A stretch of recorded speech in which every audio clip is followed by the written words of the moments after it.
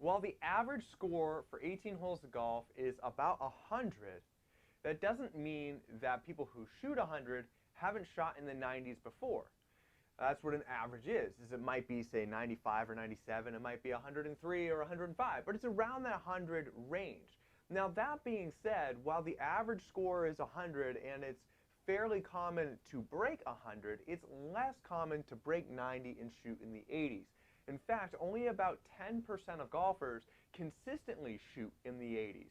So what I want to talk about in this video is where you need to be as far as your skill to be able to break through that 90 barrier and consistently shoot in the 80s. So in a past video, I've talked about what it takes to break 100, to shoot in the 90s. And to recap that, I think is really important because those same skills that you need to break 100, you need to break 90. We're just going to add layers on top of them. Now, when it comes to breaking 100, there's really three things that you need to do. And the first one, when it comes to your full swing, is to keep the ball out of trouble. Avoid penalty shots. Keep it in play off the tee and avoid hazards or having to take an unplayable lie. As far as your short game goes, you don't even need to get the ball close when you're near the green. You simply need to be able to get it on the green in one more than regulation, which, for example, is getting the ball on the green in 3 shots on a par 4.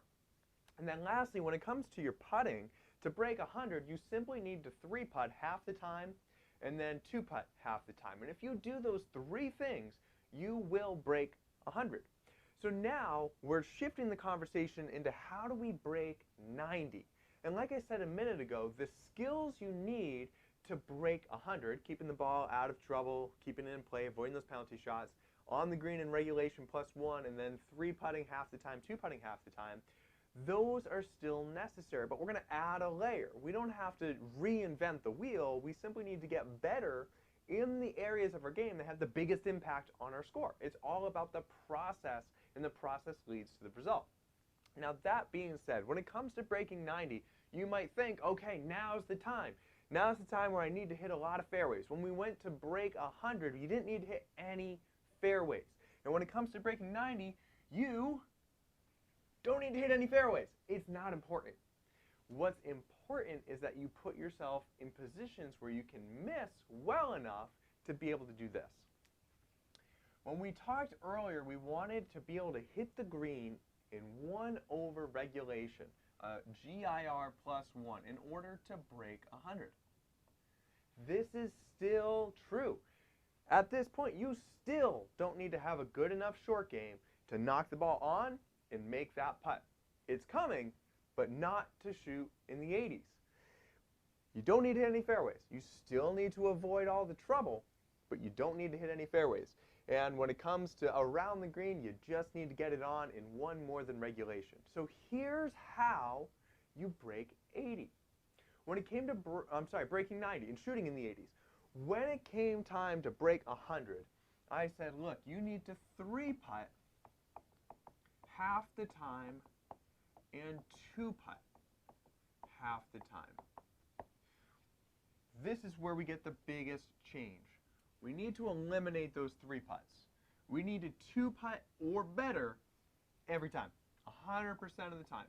And you've heard me say once, you've heard me say it a million times, but I believe we're all capable of becoming world-class putters.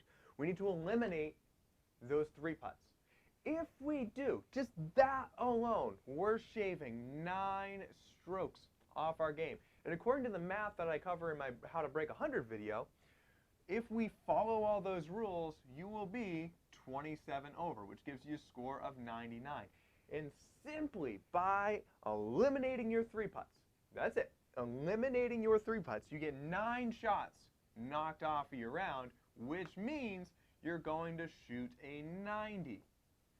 So where does that 1 extra stroke come from?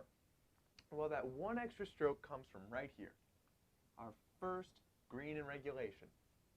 If you can hit a green in regulation 1 time, and all the other greens you're hitting in regulation +1, and you've eliminated your 3-putts while maintaining your ability to avoid penalty strokes, there's your 1 extra shot, now 89.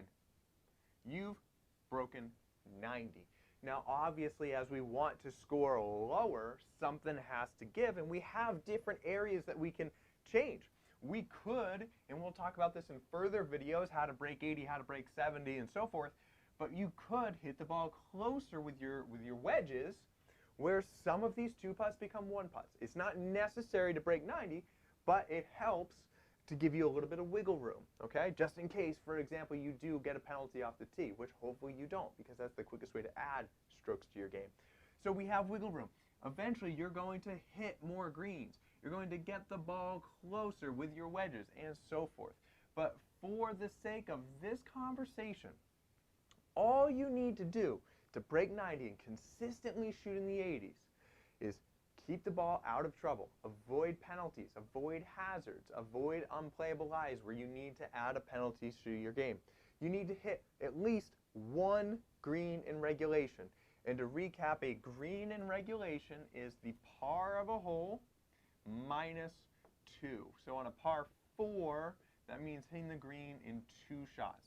So you only need to do that one time. All the others, you get one extra shot to do so. And then once you're on that green, we need to get rid of the 3-putts. If you 2-putt every single time or better, you will break 90.